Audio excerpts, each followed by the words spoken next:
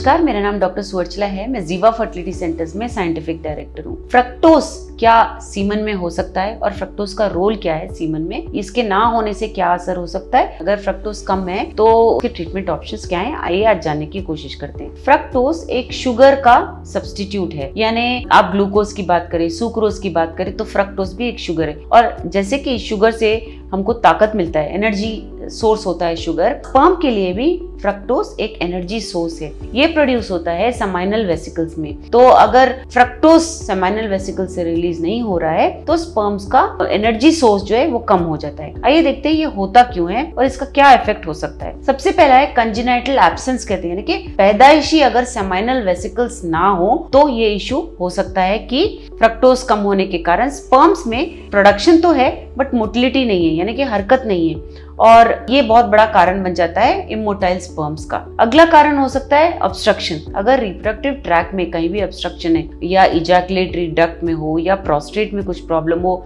तो seminal vesicles तक आते आते स्पर्म्स फ्रक्टोज नहीं रहने के कारण इमोटाइल हो सकते हैं, जिस कारणवश आप प्रेगनेंसी ट्राई करने के बावजूद फेल हो रहे होते हैं। तो ये इमोटाइल जो स्पर्म्स हैं उसका कारण ब्लॉकेजेस भी हो सकता है रिप्रोडक्टिव ट्रैक में। अगला है इन्फेक्शन या इन्फ्लेमेशन। अगर इजैकुलेटरी डक्ट में या प्रोस्टेट में सेमिनल वेसिकल्स में इन्फेक्शन या इन्फ्लेमेशन रहे तो सीमन में फ्रक्टोज के बिना सीमन होने के चांसेस होते हैं। इसका असर क्या हो सकता है? सबसे पहला तो असर मैंने जैसे बताया, ये एक एनर्जी सोर्स है, तो अगर फ्रक्टोज ना रहा तो सोचिए कि स्पर्म में भी एनर्जी कम हो जाता है, जिसकी वजह से इसमें हरकत नहीं होता। स्पर्म इजैकुलेट तो होते हैं लेकिन क्योंकि ये अंडे तक पहुंच नहीं पाते, स्विम नहीं कर पाते, वो उसे फर्टिलाइज नहीं कर पाते और एम्ब्रियो बन नहीं पाता, जिसकी वजह से प्रेगनेंसी पे इफेक्ट पड़ सकता है। तो सेकंड इफेक्ट ये है कि प्रेगनेंसी का ना होना। इमोटाइल तो रहेंगे स्पर्म्स बट उसका जब आप प्रेगनेंसी के लिए ट्राई कर रहे हो तो प्रेगनेंसी के ना होने का कारण ये बन सकता है। तो जब स्पर्म्स वहां तक नहीं पहुंच रहे होते तो नेचुरली ट्राई करने पे प्रेगनेंसी के चांसेस बहुत लो होते हैं। अगला है डिस्कम्फर्ट, पेन, इमोशनल डिस्ट्रेस, ये सब भी हो सकता है क्योंकि जब आप ट्राई कर रहे हैं और प्रेगनेंसी नहीं हो रहा है या सेक्सुअल इंटरकोर्स के दौरान डिस्कम्फर्ट या पेन है तो भी आपको इमोशनली डिस्ट्रेस हो सकता है। तो इसके ट्रीटमेंट ऑप्शंस क्या हैं? सबसे पहले तो कॉज जानना चाहिए, और अगर कहीं ऑब्स्ट्रक्शन की वजह से हो रहा है तो सर्जिकल करेक्शन कर सकते हैं। अगर इजैकुलेटरी डक्ट में कोई प्रॉब्लम है तो उसे सर्जिकली करेक्ट करके भी फ्रक्टोज का ठीक से प्रोडक्शन होने के चांसेस होते हैं। अगला ट्रीटमेंट ऑप्शन, हमें इन्फेक्शन के बारे में बात करना चाहिए। अगर कोई इन्फेक्शन हो तो अगर एंटीबायोटिक्स का ट्रीटमेंट दिया गया जाए तो भी ये ठीक होने के चांसेस होते हैं और फ्रक्टोज के दोबारा प्रोड्यूस होने के चांसेस होते हैं। तो हम ये इसका अनुमान ऐसे लगाते हैं कि या यूरिन सैंपल से या सीमन कल्चर से ये कि इन्फेक्शन कौन सा है, किस तरह का इन्फेक्शन है और कौन सा एंटीबायोटिक काम करेगा, जिसके कारण इस इन्फेक्शन के कम होते ही आपके सीमन का क्वालिटी बढ़ने के चांसेस हो सकते हैं। तो ये हो गया लाइफस्टाइल मॉडिफिकेशंस। जैसे हम हर चीज के लिए लाइफस्टाइल मॉडिफिकेशंस कहते हैं, वैसे ही स्पर्म की क्वालिटी के लिए भी, क्योंकि जो सीमन है, बॉडी का जो फ्लूइड है, वो आपके डाइट से भी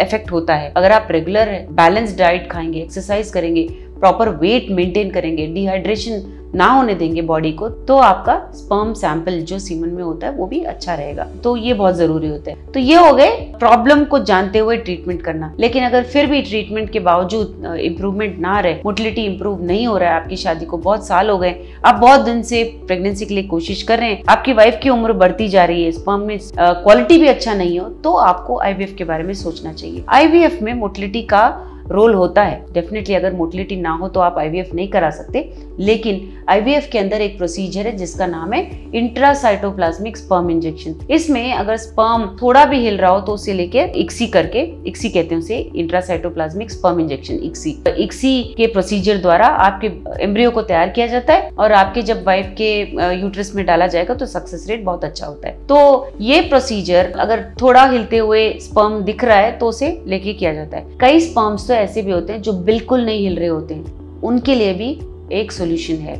ऐसा फ्लूइड, ऐसा केमिकल स्पर्म्स में डाला जाता है जिसका नाम है पेंटॉक्सिफिलिन। इससे जो हिल नहीं रहे हैं लेकिन जो फिर भी जिंदा हैं स्पर्म्स, वो हिलने लगते हैं। उन स्पर्म्स को लेते हुए इक्सी प्रोसीजर द्वारा आपके एम्ब्रियो को तैयार किया जाता है। तो ट्रीटमेंट ऑप्शंस हैं, अगर इन्फेक्शन नहीं है, अगर ऑब्स्ट्रक्शन नहीं है, ये सब प्रॉब्लम्स ओवररूल हो गए हैं, फिर भी मोटिलिटी ठीक नहीं हो रहा है, तो अवश्य आपको आईवीएफ के बारे में, इक्सी के बारे में सोचना चाहिए।